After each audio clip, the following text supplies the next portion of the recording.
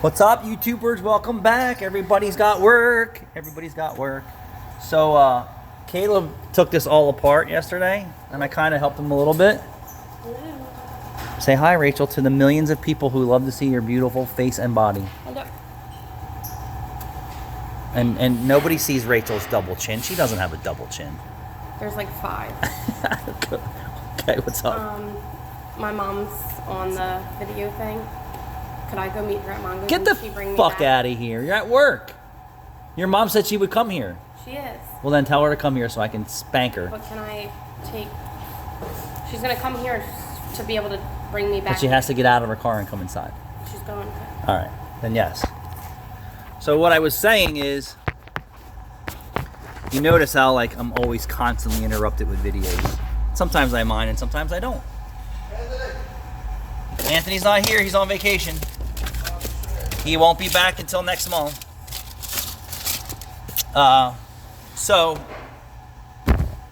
Anyway, Caleb took this apart, I helped him a little bit, and I'm gonna put it back together. And over my years of doing this, with mechanics getting sick or dying or quitting, I've had many vehicles left in pieces that I didn't take apart.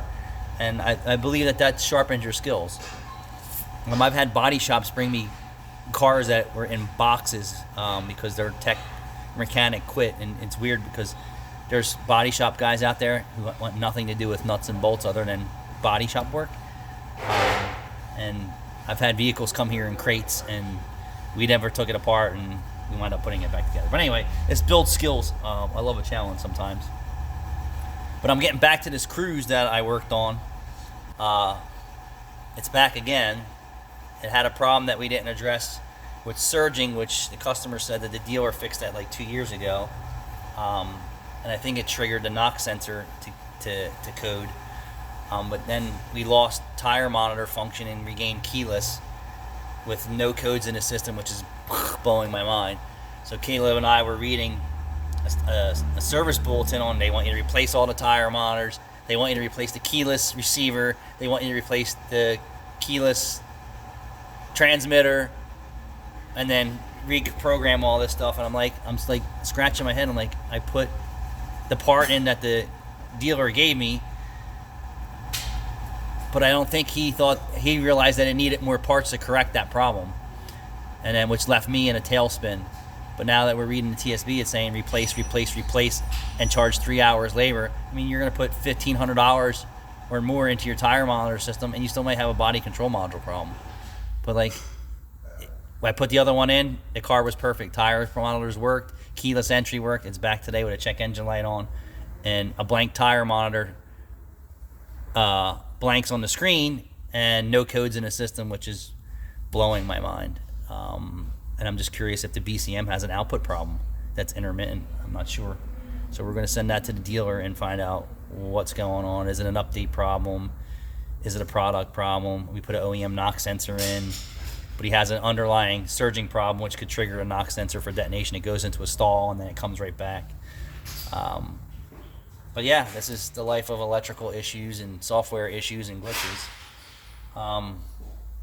It just blows my mind that, like I said, I put in the part number, superseded part number that they said for the tire monitors. Tire monitors reprogram and work perfectly fine. Then I lose keyless. I swap it back, I gain keyless, I lose tire monitors. And then I come to figure out that the part that the dealer sent me was a revised part number. Put the OEM part number originally that was in the car back in from another dealership. Keyless works, tire monitors work, and then now it's back with no codes in the tire monitor system and just blanks on the dashboard. And I just scratch my head sometimes, and it is what it is. But like I said, I'm reading the service bulletins. They're saying replace all the tire monitors, replace the receiver, replace the transmitter. That's a lot of money to dig into a TPMS system, but some people want things to work. And I, for one, I couldn't get it to work. But we don't have access to all the stuff that the dealer has, especially when they know there's a product problem or a software problem, or obviously they know there's a problem because they want you to replace the whole goddamn system. Anyway, so Caleb, I'm kind of lost here for bolts. But let me just see. Were the black bolts the ones that hold the window? The black bolts were the ones that held the regulator in.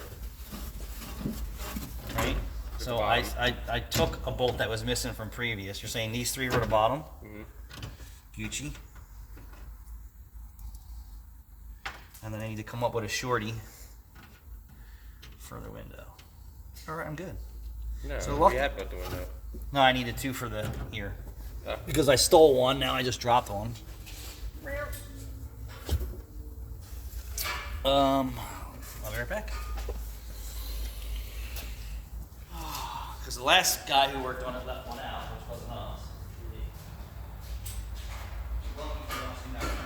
Plenty of spare. Spare parts. I take the spare parts out of Chief's mom's car. What's the pen? Scrap it. So here I need super long. So we're gonna rock Peter tape all. Since we have minty bolts, and I prefer to use these shorties in the window. Will they grab? They will grab. Actually, what I'm going to do is take these chrome ones, these silver ones, and do that. But sometimes you put these in, you can't have them too long, or it will definitely hit the window mechanisms. So we're going to test that. We're going to put these down here.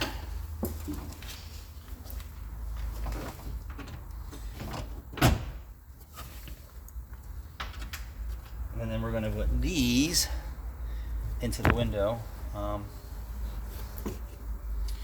I got to get the regulator to go up.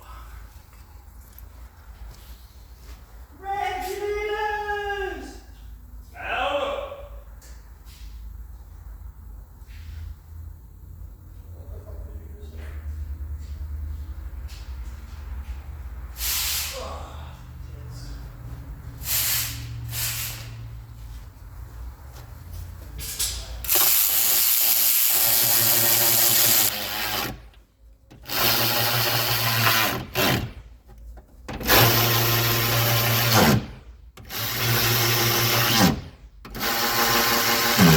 Torque to spec. You like that one?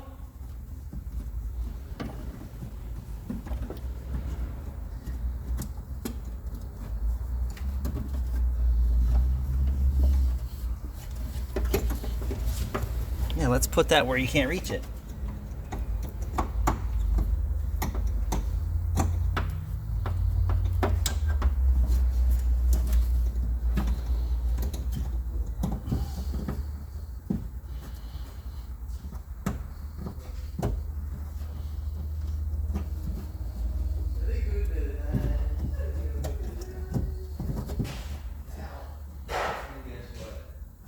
I should have just plugged this in.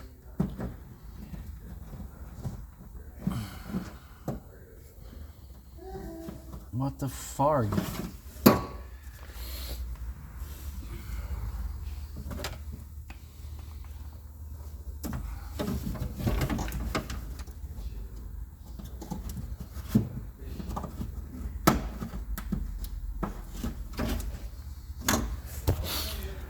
Son of a bitch.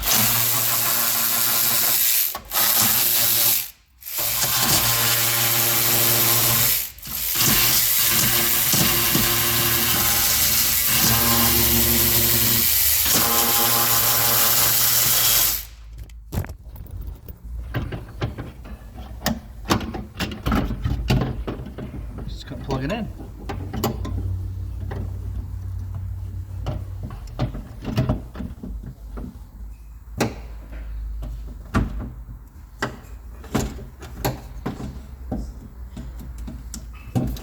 Didn't give you enough room.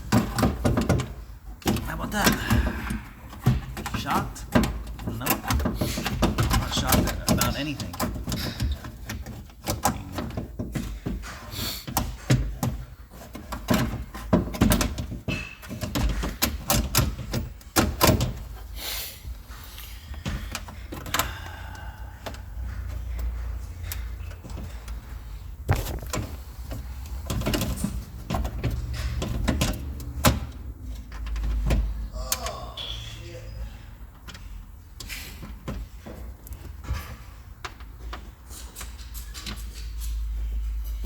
It's always fun taking apart 10, 20, 30-year-old vehicles with plastic clips and vehicles that were in collision.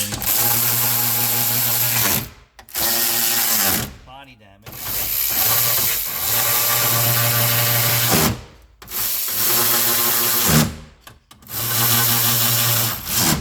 Sometimes the door structure is just so bad, and the aftermarket parts and so on and so forth just make it impossible to make this job come out right the first time. So what we're gonna do now is finally we're to the point to where we can get this in position to where we can bolt the glass back in.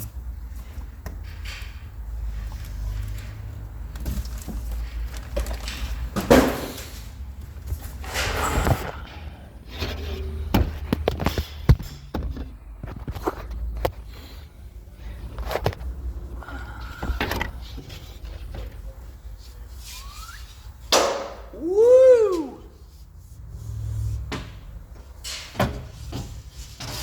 You wonder why body shops don't have lifts. They do everything on the ground, right?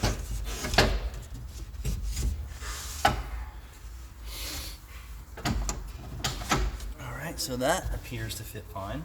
And here's what you don't want to over torque is the window glass. Jude, bring me down a 1/4" drive extension and a ratchet, and I will torque these by hand.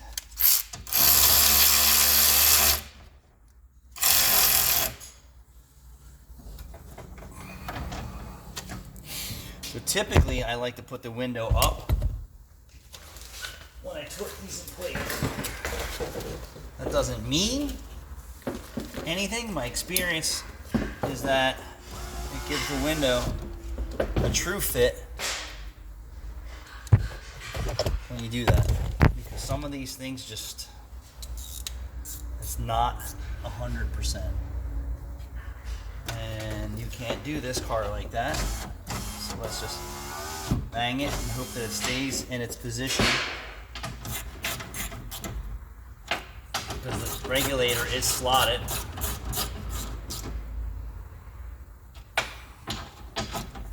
Torque to spec. We're going to check function.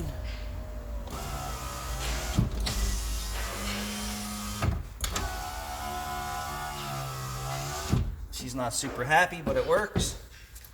We're going to leave it like that. We're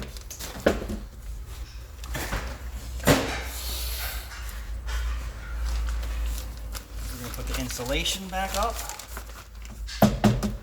Vapor barrier is what they call this. It actually does also stop some of the sound from coming in the vehicle. Is it completely necessary? I don't really know. It serves a purpose. We'll say that. You have to have it on there. I would bet you most of the time when you rip this stuff off, you can see that it's glued on. It's not going back on. Okay, now, where's the other cable? Cable is from the DC universe, right? The guy Cable from Deadpool. Deadpool is Marvel. Marvel? Are you sure about that? Yeah, I'm pretty sure. What do I know? I fix cars. Caleb, the fun part, right? Doing what? Putting us back together. Yeah.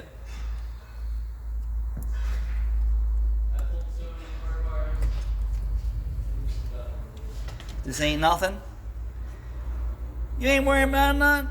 I pulled all of your door cards. I pulled my Civic door cards 1,000,000 times. 1,000,000? Maybe at least 6 times in the hatch. Did it on the Suburban. This. Every other customer car we had. I think the Jeep is the only car you haven't pulled door cards on. So I had someone come look at the red Jeep last night. Yeah, how'd that go? It's funny, dude. It is so funny. So I don't know what these people expect that they think they're going to buy out there for $8,000 for a Jeep, but their expectations are to buy a rust-free Jeep. And what Jeep has not been in the water or bogged or snorkeled or beached and What Jeep in New Jersey hasn't been in New Jersey? so is it? Yeah, what Jeep hasn't? So basically, I just stepped back from even dealing with these people anymore because their expectations of a 20-plus-year-old Jeep is ridiculous. We have brand new vehicles that come in here with 300 miles on them that are undercoated that have rust on the frame already. So the guy says, "Oh, there's too much rust on my Jeep." And I said, "Well, where?" So I said, "Show me where." I did a video on the Jeep. Where's the rust? He's like, "Well, what's on the frame?" I said, "That's epoxy coating over new parts and prep work." He's like, "Oh, there was rust on the back bumper where I didn't replace it. That holds the bumper, which it's not structural. It really doesn't matter. But there's too much rust." And he says, "Well, I looked at another Jeep, an 04, that needed work." Yeah, needs work plus rust work. This Jeep needs no work, just a driver. Yeah. So I was like, yeah. I said, well, I just stopped getting involved. You can't. The expectations of buying a used car today, especially in our part of the world, they need to be minimized. Or you need to step up and just go buy a brand new Jeep. Well, let's make it a full summer cruiser. What's that? It'll be a full summer cruiser. Right. So now we have the door panel back on. We have to check door handle functioning in and out. So we close this. And then we're gonna lock it. Okay. And then we're gonna unlock it and make sure everything works. Now, since we didn't mess with the key tumbler or latch, I'm not concerned with that function at all. And then now we find all the parts that Caleb took off, which is typically on the floor here. So we have door trim, which was cool. Ooh, I like how Honda did that. What? They put like a little holy shit tab on it. Oh, yeah. So I guess I need a screwdriver. The screw was in there. It's one of the Phillips heads, the long one. Yeah, I got that. Can you give me the cordless screwdriver? Yeah. Was there a cover for the inner trim handle too?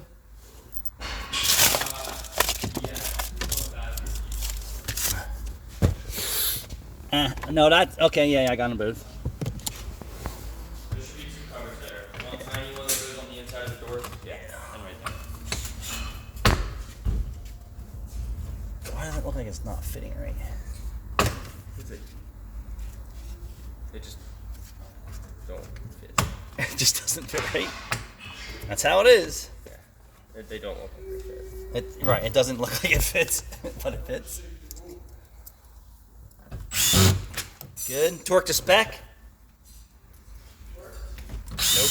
Oh, I forgot. That was the holy shit tab. Like, if this comes off in your hand, right? I guess you'll still be able to open and close the door. Is that their thoughts?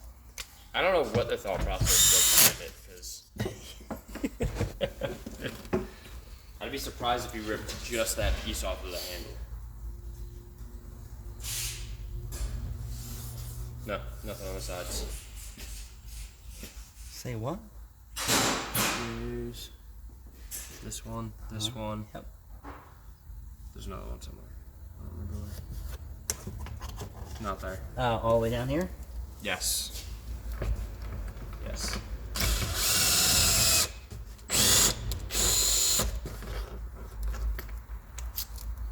I ain't worried about nothing. Ain't worried about nothing.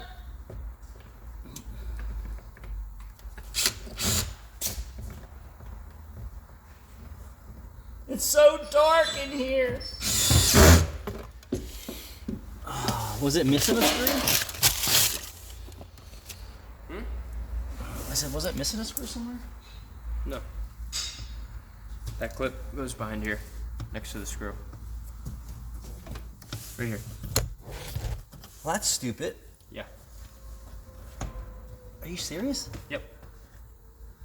That is the stupidest shit I've ever seen. Yep. fucking stupid.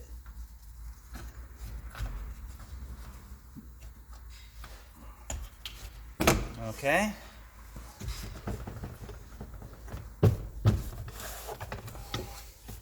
Is this all the shit that was in his drawer? Yep. What's that? The winning lottery numbers. Just the way we found it? Pretty much. I think he gets some type of rebate for receipts because he's military. Chisel? He saves his receipts? Mm-hmm. That's what it looks like. Oh, stuff back.